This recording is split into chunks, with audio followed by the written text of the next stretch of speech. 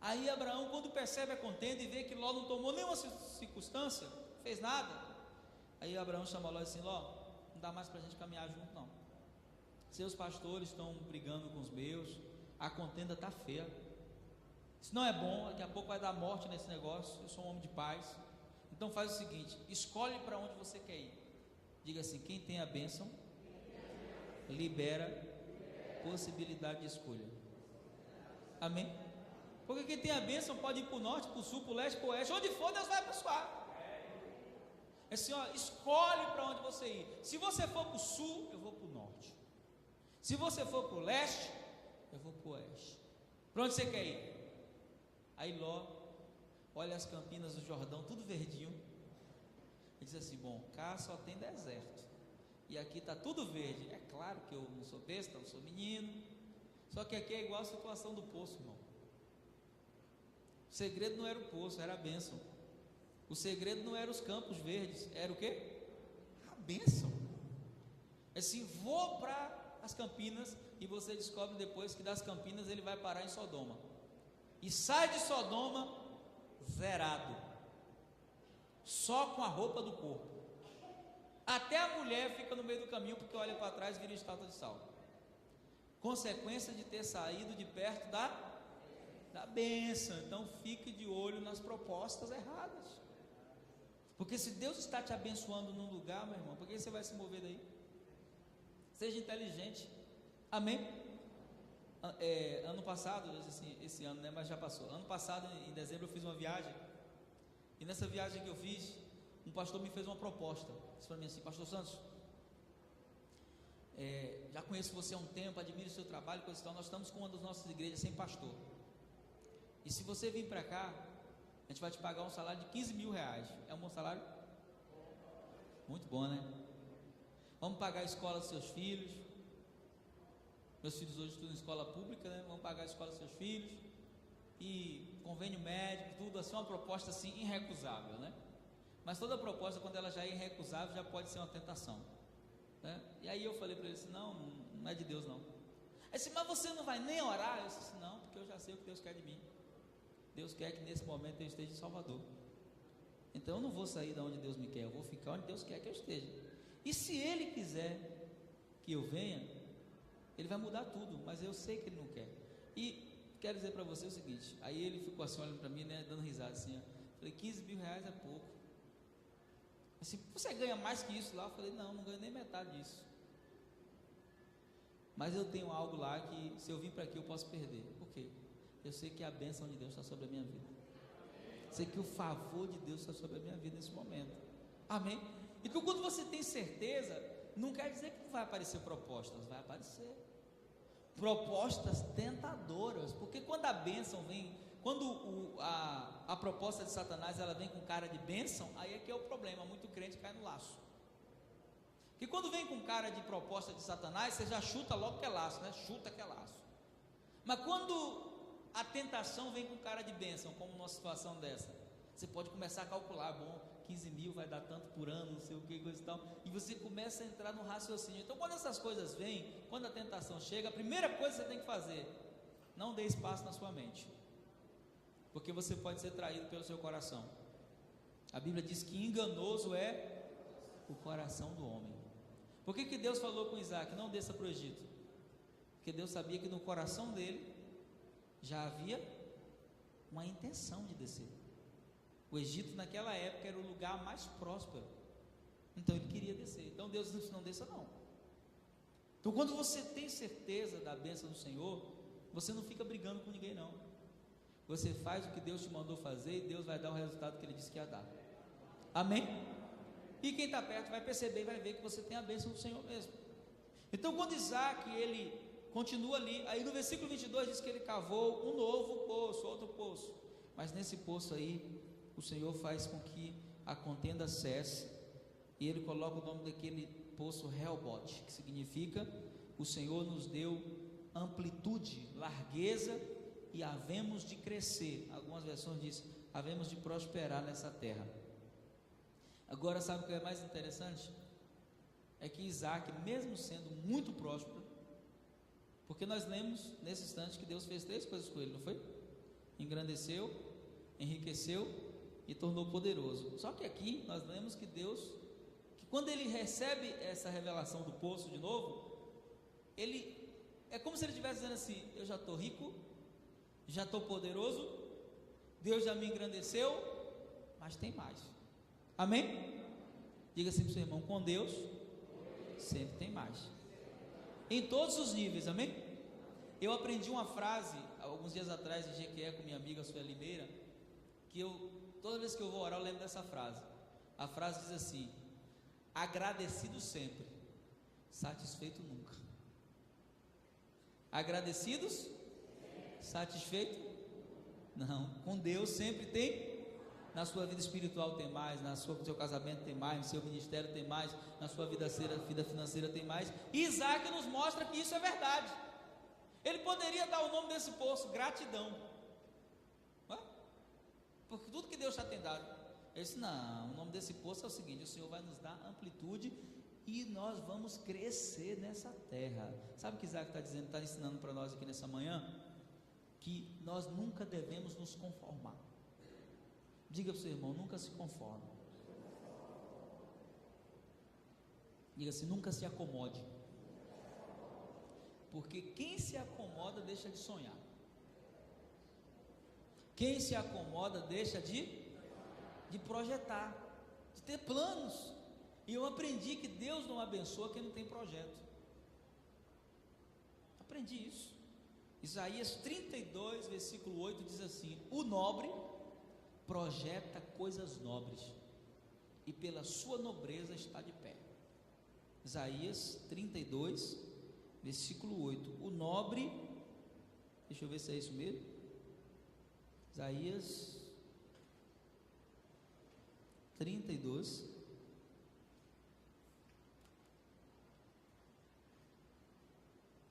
isso mesmo. Mas o nobre projeta coisas nobres. Algumas versões dizem assim: e nas coisas nobres persistirá. A minha versão diz assim, eu gosto muito dessa versão. Então diga assim para o seu irmão assim: você precisa ter uma mentalidade de nobre. Diga assim: e todo nobre tem projetos. Você já tem um projeto para 2014? Quem aqui já tem um projeto? Eu quero orar nessa manhã pelos seus projetos, amém? E quem não tem, eu vou orar para sair daqui com um projeto. Às vezes o projeto parece insignificante, mas tudo que é insignificante, estando nas mãos de Deus, se torna extraordinário. Amém? Às vezes é uma ideia simples, às vezes é uma ideia exagerada, mas é preciso ter um projeto. Por quê? Porque quando você tem um projeto, você vai depender de Deus para fazer esse projeto. Amém? Então, todo nobre ele tem um projeto. Esses 12 dias de clamor aqui na igreja, eu participei de uma igreja onde o nome desses 12 dias era o chamado Projeto de Vida, que era uma fase onde a gente era desafiado a fazer os nossos projetos. Por quê? Às vezes nós queremos que Deus faça algo na nossa vida, mas nós não temos um projeto. Isaac tinha um projeto? Sim. Qual o projeto de Isaac? Plantar. Ele sabia fazer isso? Não tinha experiência. Mas Deus abençoou o projeto dele? Abençoou. Então assim, com certeza depois da primeira experiência que ele teve, ele aprendeu muitas lições com Deus. Mas ele tinha um outro projeto. Qual o projeto? Cavar poços. Vamos cavar poços. Ou seja, vamos tentar fazer alguma coisa que vai atrair o favor de Deus. Então é preciso você entender que você precisa ter projetos. Amém? E esses projetos, eles têm que ser elaborados com várias coisas, mas a primeira delas tem que ser projetos que têm que ser elaborados com oração. Amém? Porque a oração é fundamental, o primeiro passo. Aí você faz bem o seu projeto a curto prazo, médio e longo prazo. Onde é que daqui em 2015, em janeiro de 2015, como é que eu quero chegar em janeiro de 2015? Isso deve ser um projeto que você tem que fazer. Porque se você não projeta, você fica dependendo da sorte. E nós não cremos em sorte, nós cremos no favor de Deus. Amém?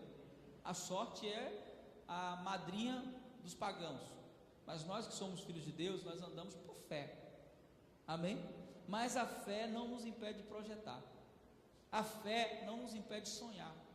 Então, quando você se acomoda, você fica feliz com o que já tem, e você fica acomodado com aquilo, e acaba não vivendo o que Deus tem para você.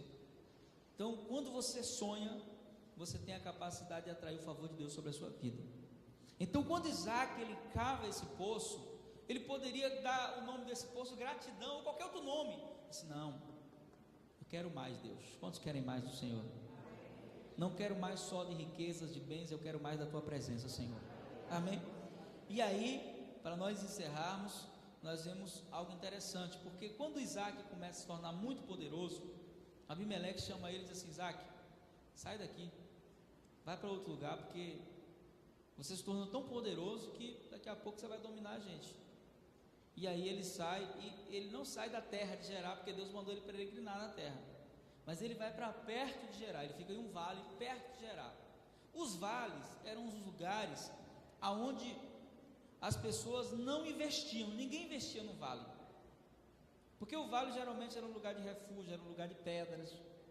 Então ele diz assim: olha, eu poderia ir agora para qualquer outro lugar, mas vou ficar aqui nesse vale. E lá no vale é onde ele cava esses poços que tem as brigas.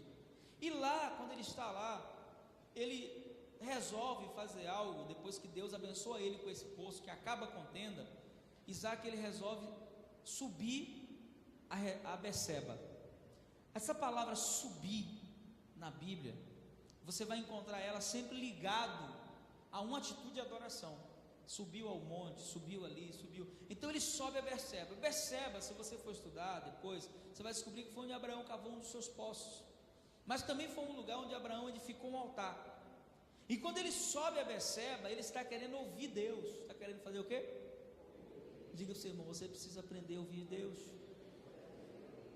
E ele está querendo ouvir Deus aqui, não é num tempo de crise. Ele está querendo ouvir Deus depois que ele já está plenamente abençoado. Sabe por que eu estou falando isso? Porque tem pessoas que quando está na bênção se esquece de Deus, quando está próspero se esquece de Deus. E quando ele sobe lá, o Senhor aparece para ele e repete as mesmas promessas: eu sou o Deus de Abraão teu pai, não temas. Por que Deus está falando isso? Porque Deus sabia o que ele estava vivendo, as ameaças, as situações, mas a palavra do Senhor diz assim: não temas. Olha para esse irmão, diga para ele: não temas. E por que eu não devo temer? Aí a afirmação do Senhor diz: vem, porque eu sou contigo. E se Deus é por nós, quem será contra nós? E aí o Senhor diz assim: te abençoarei e te multiplicarei. Amém? Se você for estudar isso, a palavra bênção na Bíblia, ela sempre é seguida da palavra multiplicação. Abençoou Deus e disse: multiplicai-vos. Abençoou e multiplicai-vos. Abençoou e multiplicai-vos. Então a palavra bênção, ela sempre é seguida da palavra. O que o Senhor está querendo dizer? Quem tem a bênção nunca vai ficar limitado. Quem tem a bênção sempre vai multiplicar. Amém?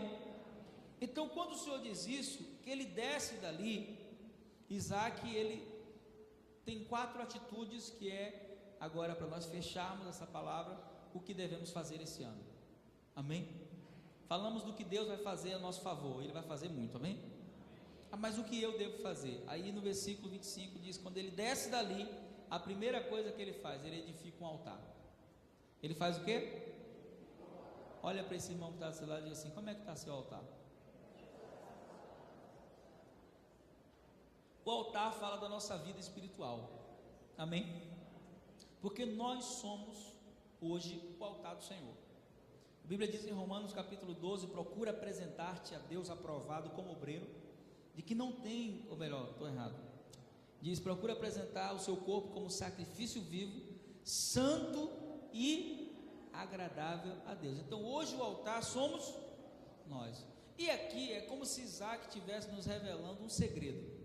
O segredo para a bênção permanecer é que o altar esteja edificado ao Senhor. Amém?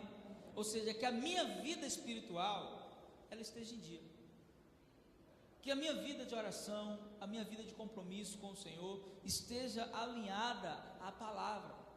Porque quando você está com o altar em ordem, e o grande problema às vezes na vida das pessoas é que Deus quer muito abençoá-las, porque no projeto de Deus não existe escassez, no projeto de Deus não existe miséria, no projeto de Deus não existe fome, No projeto de Deus não existe doença, no projeto de Deus não existe nada que seja maldição.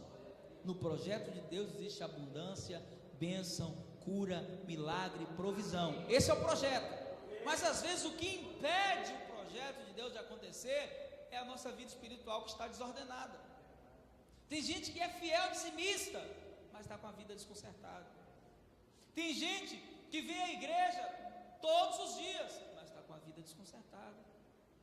Então não adianta projetar, não adianta ter sonhos, se não edificar primeiro o altar.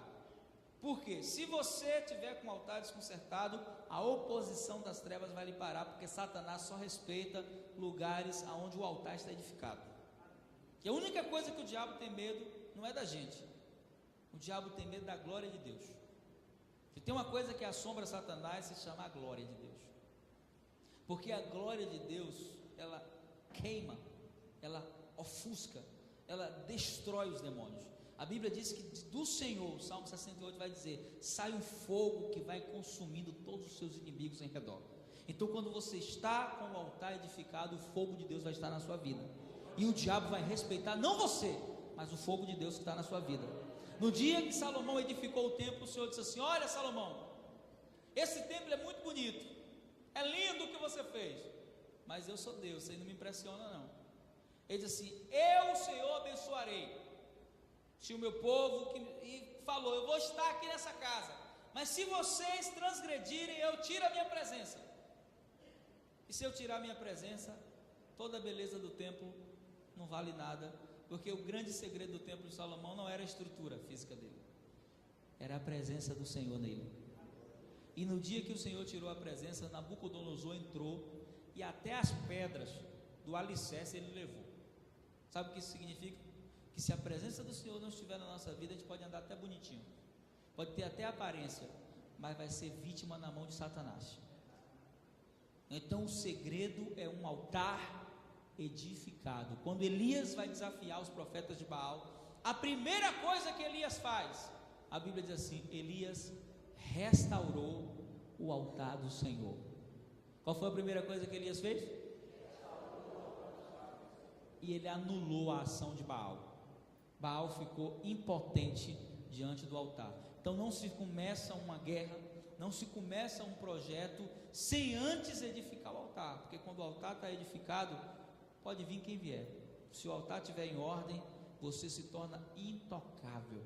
Ninguém pode resistir a você. Aonde você chegar, o favor de Deus te alcança. Onde você pisar, Deus te abençoa, porque o altar está em ordem. Isaac sabia disso. Então esse ano eu quero convocar você, estimular você a levar a sua vida espiritual mais a sério. Amém? O seu compromisso de oração. Não se limite somente a orar nos momentos de culto, ou no momento que alguém faz uma oração.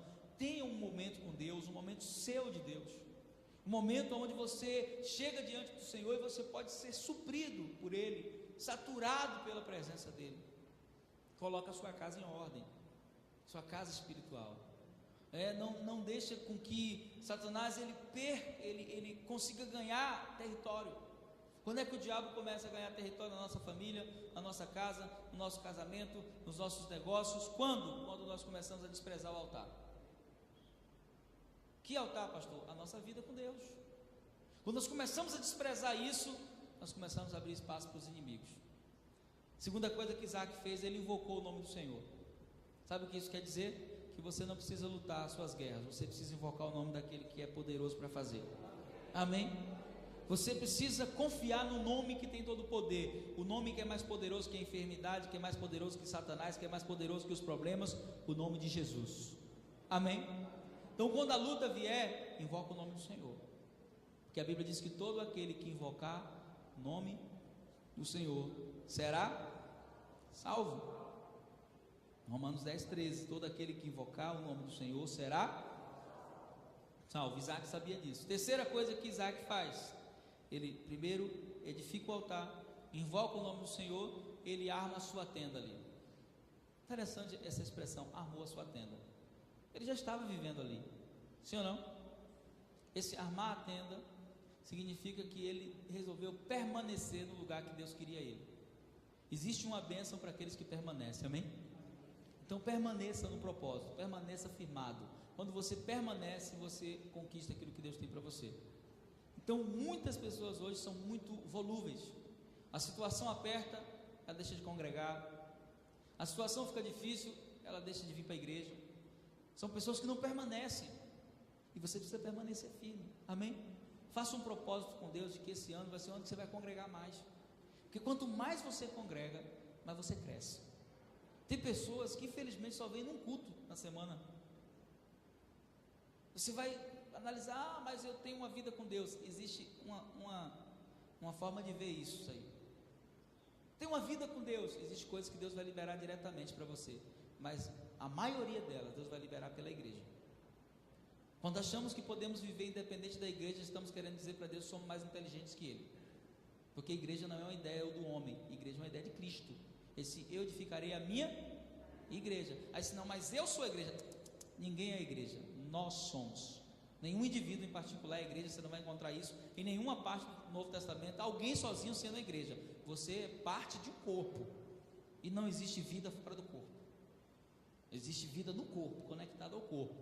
Então esse ano faça um propósito de congregar mais, de ouvir mais. Ah, pastor, é porque eu chego cansado do trabalho. A Bíblia diz: vinde a mim os cansados. Então já tem um argumento para você vir, né? E no dia que você vem cansado é o dia que Deus te abençoa mais, porque você fez um sacrifício.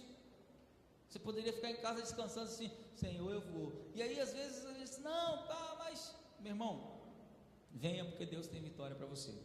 Amém? E a última coisa que ele fez